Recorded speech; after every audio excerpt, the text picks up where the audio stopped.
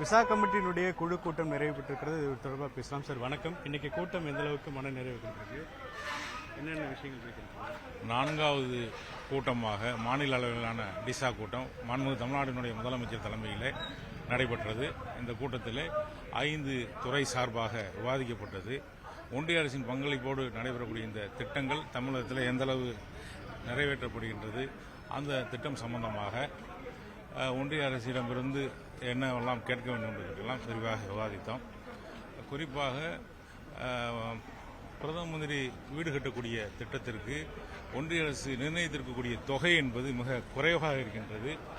அந்த தொகையை அதிகப்படுத்தினால்தான் வீடு கட்ட முடியும் என்கின்ற அளவிலே அதற்கான தீர்மானம் நிறைவேற்றி ஒன்றிய அரசுக்கு அனுப்புவதற்கும், பிரதம மந்திரி கிராம சாலைகள் திட்டத்தினுடைய வரைமுறையை மாற்ற வேண்டும், நீள அகலத்தை அதிகப்படுத்த வேண்டும். 2011 கணக்கெடுப்பின்படி 500க்கும் அதிகமான மக்கள் தொகை கொண்ட குக்கிராமங்களுக்கே இந்த திட்டம் நடைமுறைப்படுத்த முடியும் என்ற விதியெல்லாம் மாற்றுவதற்காக இந்த கூட்டத்தில் விவாதித்திருக்கின்றனர். இப்போ குறிப்பாக நீங்கள் சமீபத்தில் திருப்பரங்குன்ற விவகாரத்தை பார்த்துருப்பீங்க. உங்களுக்கு எதிரான பல கருத்துக்கள் வைக்கப்படுகிறது. அதற்கெல்லாம் பதிலளிக்க தயாராக இருக்கிறீங்களா? குறிப்பாக மழை மீது நீங்கள் மாமிசம் சாப்பிட்டதாலாம் நீங்களே உங்களுடைய ட்விட்டர் பக்கத்தில் போட்டுட்டீங்க அப்படின்ற ஒரு விமர்சனம் வைக்கப்பட்டது. அதான் தெளிவாக சொல்லிட்டேன் உங்களுக்கு. நான் என்ன சொன்னேன்னா, நான் மலைக்கு கீழே போய் ஆய்வு செய்துவிட்டு விசாரித்து விட்டு என்ன நடைமுறை இருக்குங்கிறத தான் பார்த்துட்டு வந்தேன். மலைக்கு மேலேயே போகல. மலைக்கு மேலே போய் நான் அசைவம் சாப்பிட்டதா சொன்னதெல்லாம் தவறான கருத்து, ஒரு பொய்யான குற்றச்சாட்டை வச்சாங்க. பாரதிய ஜனதாவுடைய மாநில தலைவருக்கு நான் சவால் விட்டேன், நிரூபிங்க, நான் பாராளுமன்ற உறுப்பினர் பொறுப்பிலிருந்து பதவியிலிருந்து விலகுவதற்கு தயாராக இருக்கின்றேன் என்று. அவர் அதுக்கு என்னோட ஆதரவாளர் போனார் என்று சொல்லி அந்த பிரச்சனையை திசை திருப்பினார். நான் போனதாக பாராளுமன்ற உறுப்பினர் போய் மேலே போய் சாப்பிடலாமா, அவருக்கு வேற இடம் இல்லையா சாப்பிட்றதுக்கெல்லாம் கேட்டவர். இப்படி தொடர்ந்து தமிழகத்தில் குழப்பத்தை பதற்றத்தை ஏற்படுத்தக்கூடியவர்கள் கருத்துக்களை சொல்லக்கூடியவர்கள்.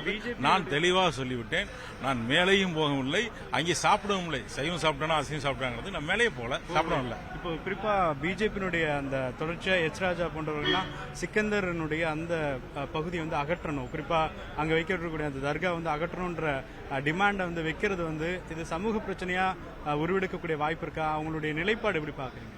சார், அந்த பிரச்சனையை பொறுத்தளவில் அந்த ஊருக்காரங்க ஏற்கனவே முடிவு சொல்லிட்டாங்க. நாங்கள் இங்கே ஒற்றுமையாக இருக்கின்றோம், சுமூகமாக இங்கே தர்காம் இருக்கிறது, கோயில் இருக்கிறது, வழிபடுவதில் எங்களுக்கு எந்த பிரச்சனையும் கிடையாது.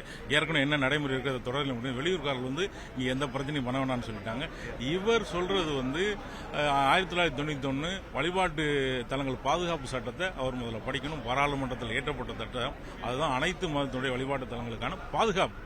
அந்த பாதுகாப்பின்படி ஒரு மதத்தினுடைய வழிபாட்டு தளத்தை இன்னொரு மதத்தினர் உரிமை கோர முடியாது, அதை எடுக்க முடியாது, மாற்ற முடியாது. அவர் வேற ஏதோ உத்தரப்பிரதேசத்திலேயோ பீகார்லேயோ வேற மத்திய பிரதேசத்திலிருந்து பேசுற மாதிரி நினைச்சு பேசிக்கிறார். இது தமிழ்நாடு. உங்களுக்கு நெருக்கடி கொடுக்குறாங்களா? பிஜேபி உங்களுக்கு தொடர்ந்து நெருக்கடி கொடுக்குறாங்களா? இந்த திருப்பரங்குன்ற விவகாரத்தை நீங்க எப்படி கையாண்டுட்டு இருக்கீங்க? நாங்க தான் சொல்லுவோம், அந்த ஊருக்காரவங்க என்ன முடிவு பண்ணிட்டு எப்படி ஒற்றுமையாக இருக்கணும்னா அதுதான் எங்களுடைய முடிவு. நாங்க எங்கேயும் போய் எப்போதும் யாருக்கும் எதிராக எந்த மதத்துக்கு எந்த கருத்து எங்களுக்கு ஏற்கனவே என்ன ஒரு வழிமுறை இருந்ததோ நடைமுறை இருந்தோ என்ன ஒரு முறையை அங்கே பின்பற்றி வந்தாலும் அது தொடர்ந்து தான் கேட்டோம்.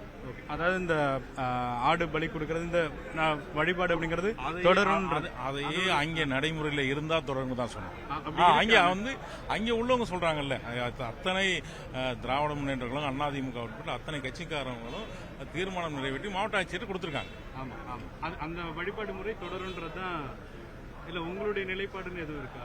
எங்களுக்கு என்ன இருக்குதோ அது தொடரணுங்கிறதா. ஓகே. இப்போ தமிழ்நாடு முதலமைச்சர் இந்த விவகாரத்தை சுமூகமாக முடிப்பார்னு சொல்லி சேகர் பாபு உள்ளிட்ட அமைச்சர்கள்லாம் தெரிவிக்கிறாங்க.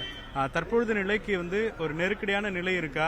இதை வேறு மாதிரி திசை திருப்ப முயற்சி எடுக்கிறாங்கன்னு பாக்குறீங்களா? வேற மாதிரியாக திசை திருப்ப நினைத்ததெல்லாம் தமிழகத்தில் எடுபடல. அதற்கான முயற்சி எல்லாம் தோல்வியடைந்து விட்டது. மக்கள் தெளிவாக இருக்காங்க, எல்லோரும் ஒற்றுமையாக இருக்கணுங்கிறது தான் எல்லாருடைய விருப்பம். ரீதியான இதுல எதுவும் முடிவெடுக்க வாய்ப்பு தேவைப்படுது? இல்ல, நீதிமன்றத்திலும் வழக்கு இருக்கு. அது எப்படி தீர்ப்பு வந்தாலும் மகிழ்ச்சி.